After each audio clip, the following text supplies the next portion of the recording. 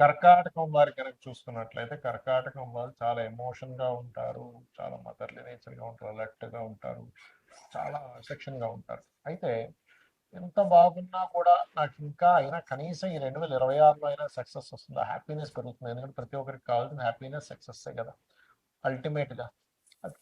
ఒక్కొక్కరు ఒక్కో దాంట్లో హ్యాపీనెస్ వెతుక్కుంటారు. ఒకరు స్పిరిచువల్లో అయితే ఇంకోరు, బిజినెస్లో అయితే ఇంకో దాంట్లో. అయితే మనకి 2026 సంవత్సరంలో కర్కాటకం వారికి హ్యాపీనెస్ అండ్ సక్సెస్ రావాలంటే ఏం చేయాలో చిన్న టెక్నిక్ చెప్తా.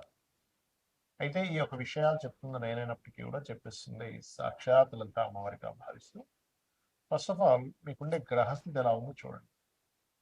అష్టమ శని ఎలాగో లేదు, వెళ్ళిపోయింది. అష్టమంలో రాహు ఉన్నాడు, 12వ స్థానంలో గురువు ఉన్నాడు. సో ఇన్వెస్ట్మెంట్స్ కొంచెం ఎక్కువ ఇన్వెస్ట్మెంట్స్ ఎక్కువ ఖర్చులు అవుతూ ఉంటాయి. ధన స్థానంలో కేతు ఉన్నాడు. ఎప్పుడు కూడా మనం ముందుకు వెళ్ళాలి అంటే ఫస్ట్ ఆఫ్ ఆల్ మనం ఏం చేస్తాం, ఎక్కడికైనా వెళ్తున్నాం అనుకోండి, రోడ్ ఎలా ఉందో చూసుకుంటాం.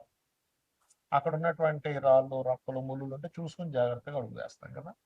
అలాగే మీకున్న ప్లానటరీ పొజిషన్ ఫస్ట్ ఎలా ఉందో అర్థం చేసుకొని క్లియర్ చేసుకోవాలి. ధనస్థానంలో కేతు ఉన్నాడు. మనం ఏ ప్రయత్నం చేయాలన్నా కాస్త డబ్బులు ఉండాలి కదా. కాబట్టి ఓం గం గణాధిపతి నమః అనేది రోజు చేసినప్పుడు ఫైనాన్షియల్ గ్రోత్ ఉంటుంది. ఖర్చు స్థానంలో గురువు ఉన్నాడు కాబట్టి మంచి పనికనో ఇంకో పనికనో మాటి మాటి ఖర్చు పెట్టాల్సి వస్తుంది. ఆ ఖర్చుని జాగ్రత్తగా బ్యాలెన్స్ చేసుకుంటూ నవగ్రహాలలో పర్టికులర్గా బుధగ్రహం ఉంటుంది గుర్తుపెట్టండి. బుధుడు శని, ఈ రెండు గ్రహాల దగ్గర దీపారాధన చేస్తూ, ఓకే, మీరు అంటే ఒక ఈ రెండు గ్రహాల దగ్గర దీపం వెలిగిస్తారు, ఒక 9 ప్రదక్షిణాలు చేస్తారు. అదే ఆలయంలో ఉన్న ఏ దేవతామూర్తికైనా వెళ్ళి ఒక 9 ప్రదక్షిణాలు చేసుకొని కూర్చొని మీరు ఓం నమో నారాయణాయ, ఓం నమో వెంకటేశాయ, ఈ రెండు నామాలని చాంటింగ్ చేస్తూ ఉండండి ఆపకుండా. చేస్తూ ఒక మన అరటికాయలు ఉంటాయి, అరటికాయలు గ్రాసము బెల్లం, ఈ మూడు గుర్తుపెట్టుకోండి. అరటికాయలు గ్రాసము బెల్లం ఈ మూడింటిని తీసుకొని మీకు దగ్గరలో అదే ఆలయం గోవులు ఉంటే ఓకే, లేదంటే గోశాలకు వెళ్ళి దేశీవాలి ఆవు పెట్టండి. ఇది సంకల్ప సిద్ధి కోసం. ఇది మామూలుగా పుణ్యం రావడానికి ఏ ప్రాణి మనం ఏ ఫుడ్ పెట్టినా పుణ్యం వస్తుంది, జెర్సీ ఆవు పెట్టినా వస్తుంది. కానీ ఇక్కడ ఏంటంటే మీ యొక్క ఆటంకాలు తొలగాలి అనే సంకల్పంతో నేను చెప్పినట్టుగా చెయ్యండి. ఖచ్చితంగా 100% మీకు సక్సెస్ వచ్చి తీరుతుంది. అయితే ఇక్కడ ఏంటంటే చాలా మందికి అర్థం కాని విషయం, అసలు ఎందుకు మేము చేసే ప్రయత్నం ఏది కూడా సక్సెస్ అవ్వట్లేదు. ఎవరినైనా అడిగి చూడండి, మీకేంటి అంటే ఫలానా గోల్.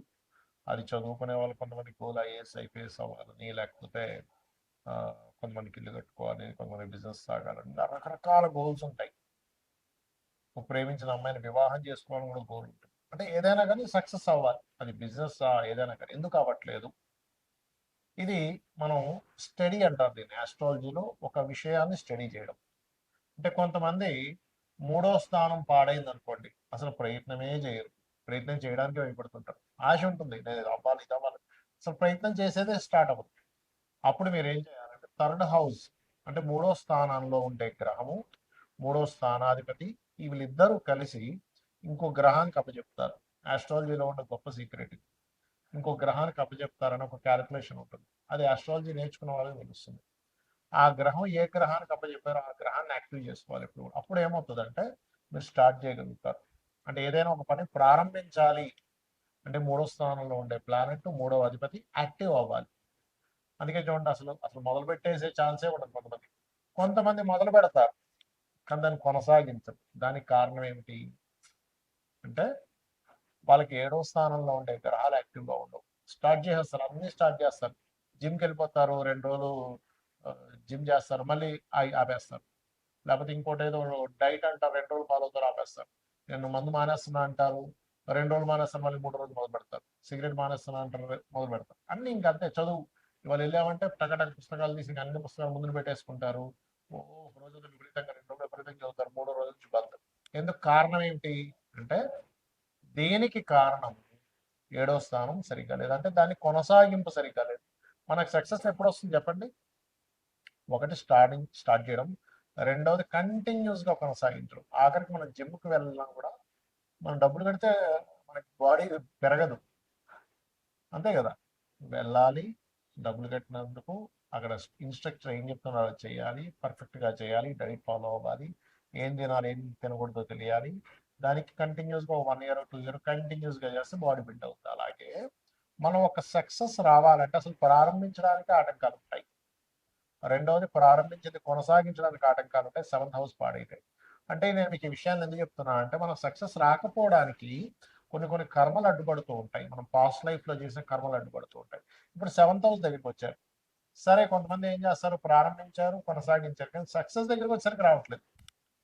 అన్ని ప్రయత్నం చేశాను సార్, హోటల్ పెట్టాను సార్, అడ్వర్టైజ్మెంట్ చేశాను సార్, కానీ లాభాలు రాలేదు. బట్టల షాప్ పెట్టాను సార్, చాలా మందితో తిరిగాను సార్, కానీ లాభం రాలేదు. అటెంప్ట్ చేశాను సార్, చదువుకున్నాను, ట్యూషన్స్కి వెళ్ళాను, కానీ ఐఏఎస్ అవ్వలేకపోయా, డాక్టర్ అవ్వలేకపోయా. ఏంటి కారణం ఏమిటి? వాట్ ఇస్ ద సక్సెస్ అవ్వకపోవడం కారణం అంటే 11th హౌస్ ఇది సక్సెస్ హౌస్ అంటారు. అంటే 11వ స్థానం కనుక మీకు పాడైంది అంటే అది అసలు పండు చేతికి ఫలం వచ్చేటంత టైంకి రాదు అని అర్థం. దాన్ని యాక్టివ్ చేయాలి. ఈ రెండు సహజంగానే 3, 7 స్థానాలు యాక్టివ్గా ఉంటే 11 ఆటోమేటిక్గా యాక్టివ్ అయిపోద్ది. కానీ కొన్నిసార్లు 11th హౌస్ కూడా డియాక్టివ్ అయి ఉంటుంది. కొంతమందికి ట్రిగర్ అవ్వదు, ఎంత మనం ట్రిగర్ చేస్తున్నా ట్రిగర్ అవ్వదు. అప్పుడు శాస్త్రాలు చెప్పింది ఏమిటి, అసలు ఏం చేస్తే ట్రిగర్ అవుతుంది? మరి జన్మజాతకమే లేదు నా దగ్గర. జాతకం ఉంటే మీ 3rd లార్డ్ ఎవరో 7th లార్డ్ ఎవరో చూసుకోవచ్చు, కానీ ఏ గ్రహాలు ఉన్నాయో చూసుకోవచ్చు, లేదా ఏ గ్రహానికి అది దాని పోర్ట్ఫోలియో అందిందో చూడొచ్చు. కానీ ఇక్కడ మీకు 11th హౌస్ ఎప్పుడైతే ఇదిగా లేదో అసలు ట్రిగరే అవుతుంది అక్కడ. ఎందుకంటే అసలు సక్సెస్ సాధించాలనే కోరికే ఉంటుంది 11th హౌస్ బాగుంటుంది. వాళ్ళకి ఎలా ఉంటుందంటే ఆలోచన, ఏం చేస్తాం సార్, ఏం మిగులుతుంది సార్, ఏం పట్టుకుపోతాం సార్ అంటే ఏమనంటే ఏం పట్టుకుపోతాం అని మనకుంటే అసలు భూమి మీద ఇంప్రూవ్మెంట్సే ఉండవు. గుర్తుపెట్టుకుని, ఎవడు బల్బు కనిపెట్టేవాడు కాదు, బైక్ కనిపెట్టేవాడు కాదు, ట్రైన్ కనిపెట్టేవాడు కాదు, ఫ్లైట్ కనిపెట్టేవాడు కాదు. ఏం పట్టుకుపోతాం, అయిపోయింది కదా. కాబట్టి అట్లా కాదు, మనిషి ధర్మబద్ధంగా ప్రతిదీ కూడా డిజైర్స్ నెరవేర్చుకోవాలి, సక్సెస్ అవ్వాలని మనకు శాస్త్రాలు చెప్తున్నాయి. మరి దీనికి ఏం చేయాలి?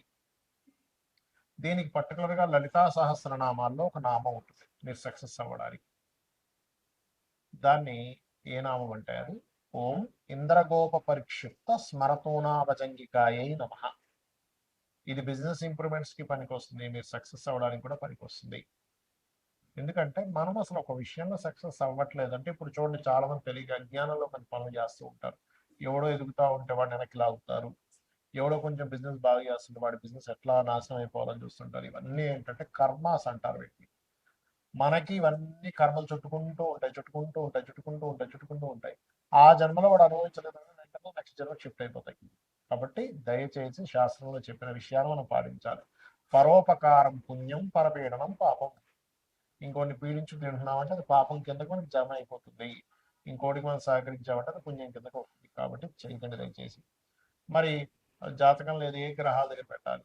బుధ శుక్ర గ్రహాల దగ్గర దీపారాధన. ఇప్పుడు గురువు కూడా మిథునంలో, న్యాచురల్ మిథునంలో గురువు ఉన్నాడు. ఇప్పుడు గురువు శుక్ర బుధ ఈ 3 గ్రహాల దగ్గర దీపారాధన చేసి ఇప్పుడున్న ఈ 2026లో నేను చెప్పినటువంటి ఇందాక నేను చెప్పిన మంత్రం ఏదైతే ఉందో, లలితాహాస్త్ర నామం ఓం ఇంద్రగోప పరిక్షిప్త స్మరతోనా భజంగికాయ నమః చేస్తూ మీరు దుర్గా ఆలయానికి వెళ్ళండి. ఈ సంవత్సరం ఖచ్చితంగా, అంటే గణపతి దుర్గా 2 ఆలయానికి వెళ్తూ ఉండండి. 100% మీకు సక్సెస్ వచ్చి తీరుతుంది. శ్రీమాత్రే నమః.